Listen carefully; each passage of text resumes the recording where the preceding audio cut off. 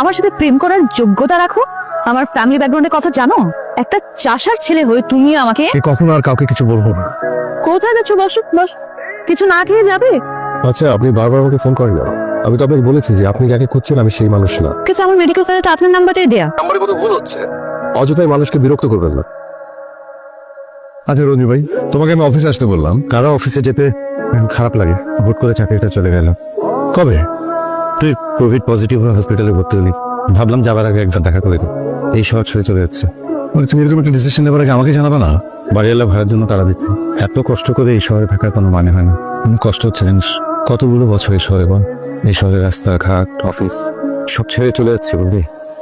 তুমি ভাবে যে কি করবো? রঞ্জু ভাই, তোমার মনে আছে আমি ঢাকায় এসে প্রথম তোমার ওখানে উঠেছিলাম? আমার তখন নতুন চাকরি, 2 রুমের একটা বাসা। আমার ঢাকায় থাকার কোনো জায়গা নেই। প্রায় 1.5 বছর তোমার ওখানে ছিলাম।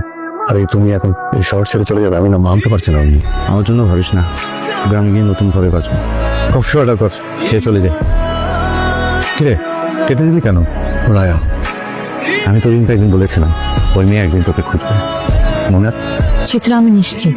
আর তাছাড়া ওর ভয়েসটা তো আমি চিনি। এত বছর পর একটা মানুষের ভয়েস তোর মেমোরিতে আছে? বাবা যা বলেছে সবকিছুই শিহাবের সাথে মিলে যায়। এটা শিহাব ছাড়া অন্য কেউ হতেই পারে না। কিছু একটা কর। কফি খেতে দেখেছিস? আগে কফি খাওয়া। তুই ওর সাথে দেখা করতে চাচ্ছিস কেন? 4-5 বছর আগে ওর সাথে তুই যা করেছিলি। ভাবতে চিত্রা, আমি একটা দুঃস্বপ্ন থেকে জেগে উঠতে চাইছি। একটি মহামারী এসে পৃথিবীর সবকিছু কিভাবে বদলে দিল দেখ। মানুষের জীবন যে কতটা ঠুনকো সেটা এখন আমি খুব ভিতর থেকে বুঝতে পারছি। কি ভয়ঙ্কর ঘৃণা ছিল আমার মধ্যে। এরকম অহংকার একটা মেয়ে ছিল আমার। কিরে কোথাও যাচ্ছিস? বিজনেস ফ্যাকাল্টির মেয়ে, নাম রায়া। দেখতে অনেক সুন্দর, অনেক বড় লোকের মেয়ে। চেষ্টা করে দেখ। আমাকে সঙ্গে গাড়িটাও নিয়ে যেতে বলেছে। কোনো কারণে নার্ভাস, তুই যাওয়ার পরে নার্ভাস হয়ে যেতে পারি। তারপর রায়া, তুই কি করতে চাচ্ছিস আমাকে একটু বলবি? আরে আসুক না। হাই, দাঁড়িয়ে আছো কেন? বসো। প্রায় আমাদের ফ্যাকাল্টির সামনে গিয়ে দাঁড়িয়ে থাকো। আমার ধারণা আমাকে দেখার জন্য দাঁড়িয়ে থাকো।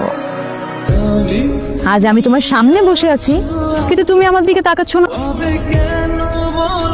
কবিতা এনেছো? শোনাও। আমি শোনাতে পারবো না।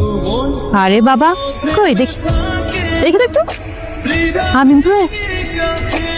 আমরা তো খেয়ে ফেলেছি। আমি কিছু খাবো না। বিলটা কিন্তু তোমারই দিতে হবে। সবকিছু মিলিয়ে 3400। বিলের কথা শুনে ভয় পাচ্ছ নাকি? আমার কাছে অত টাকা নেই তো। অনলি 3400। বলো তোমার কাছে কত টাকা আছে? 770 টাকার মতো। 700